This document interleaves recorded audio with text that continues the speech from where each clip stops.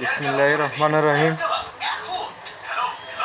প্রথমে স্মরণ করি যে রব আমাদেরকে সৃষ্টি করেছেন, তার কৃতজ্ঞ আমরা প্রকাশ করতেছি মহান রব্বুল আলামিনের নিকট। গত 5ই আগস্ট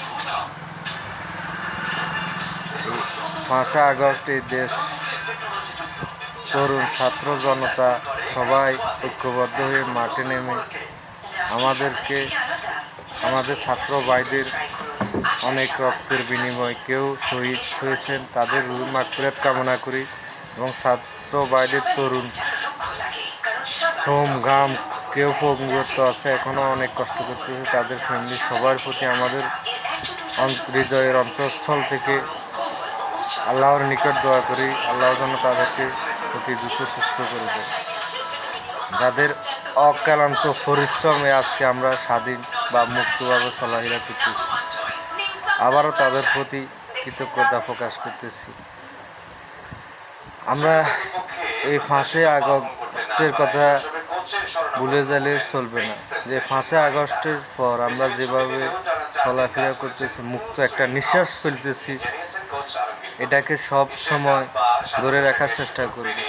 বাংলাদেশ জাতীয়তাবাদী দল বিএনপি অনেক নেতাকর্মী অনেক রকম হয়রানি হয়েছে, সব বাড়ি ঘরে থাকতে পারে না, রোডে কথা বলতে পারে না, ব্যবসা বাণিজ্য অনেকভাবে ক্ষয়ক্ষতি হয়েছে। কিন্তু এই 5ই আগস্টের পর আমরা মোটামুটিভাবে হলো রোডে গাড়ে মুক্ত হাওয়া বা মুক্ত একটা নিঃশ্বাস নিতেছি, সেটাকে ভুলে যাওয়া চলবে না।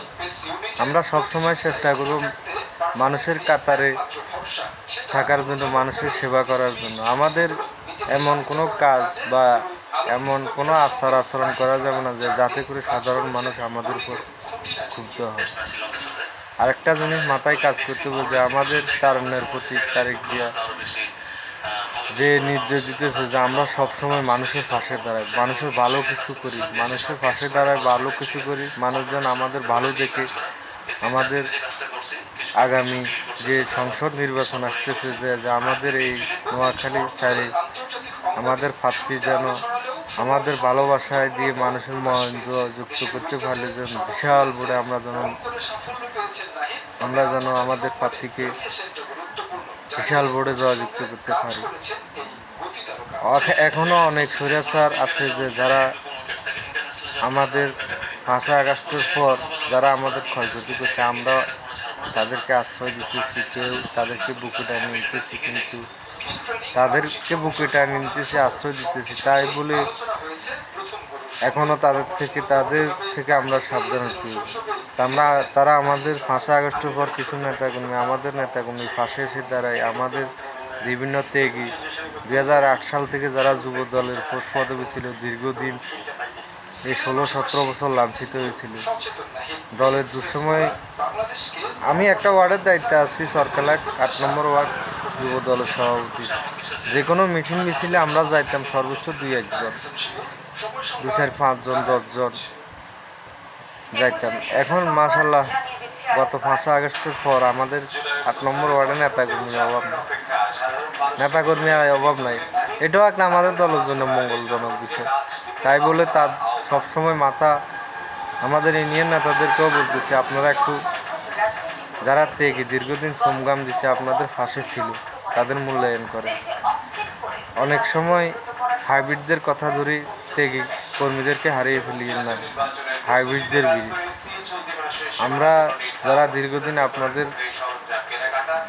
দলের দুঃসময় ফাঁসে ছিলাম, আমাদের 8 নম্বর ওয়ার্ডে যারা যুবদল করতে, আমাদের জসিম ভাই, আলুদ্দিন ভাই, এখন আলুদ্দিন ভাই তো কৃষক দলের ইউনিয়ন সহসভাপতি, মোস্তাফিজ ভাই, আমাদের জহির কাকা, রহমান ভাই, এই মোটামুটি শাহজাহান ভাই, গুটি কয়েকজন আমরা ছিলাম। তো সবসময় তাদের খোঁজখবর নেবেন। আমাদের ইউনিয়ন নেতাদের কাছে দাবি যে যারা এখন আপনাদের ডাইনি বামা আছে, তাদের থেকে একটু সতর্ক থাকিয়েন। যদি অনেক সময় যায় অনেক কথাবার্তা বলে, এটা আপনারা প্রতিহত করবেন যে কারা আপনাদের দুঃসময় ফাঁসে ছিল। আর কি বলবো, এই বলে আজকের লাইভ আমি এখানে সমর্থন করতেছি। তারুণ্যের প্রতি তারেক জিয়া জিন্দাবাদ। তারেক জিয়া বীরের বেশে আসবে ফিরে বাংলাদেশে, আগামীর রাষ্ট্রনায়ক তারেক রহমান সালাম। এই বলে আমি আমার সংক্ষিপ্ত লাইভ এখানে শেষ করলাম। আসসালামু আলাইকুম।